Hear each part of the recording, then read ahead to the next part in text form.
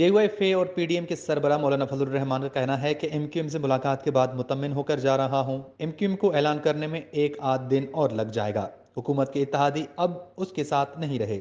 کراچی میں MQM پاکستان کے عارضی مرکز بہادر آباد میں ملاقات کے بعد مولانا فضل الرحمان اور خالد مقبول صدیقی نے میڈیا سے گفتگو کی۔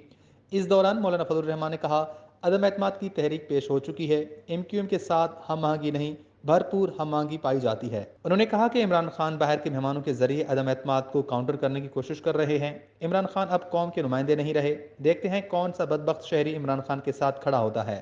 مولانا فضل الرحمان کا کہنا تھا کہ مارچ کی شام کو قافلے اسلام آباد میں داخل ہوں گے۔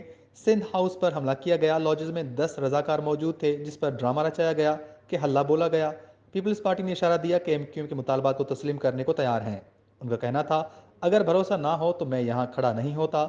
ہماری سیاست ضمانتوں کی نہیں، زبان کے اعتماد کی سیاست ہے۔ MQM پاکستان کے رہنما خالد مقبول صدیقی نے پریس کانفرنس میں کہا کہ موجودہ حالات میں مولانا اور ہم میں بڑی ہم آہنگی پائی جاتی ہے۔ فضل الرحمان کی رائے کو اہمیت دیتے ہیں۔ انہوں نے کہا کہ MQM خصوصی حالات سے گزر رہی ہے۔ 15 سال سے ہمیں دیوار سے لگایا نہیں گیا بلکہ دیوار کے ساتھ چن دیا گیا ہے۔ ہمیں مولانا کی وجہ سے حوصلہ ملا ہے۔ حکومت میں ہوتے ہوئے ہمارے 100 سے زائد کارکن لاپتہ ہیں۔ اس سے قبل بہادر آباد عارضی مرکز میں MQM پاکستان کی جانب سے مولانا فضل الرحمان اور ان کے وفد کا استقبال کیا گیا۔ مولانا فضل الرحمان کی MQM پاکستان کی قیادت سے ملاقات کی گئی۔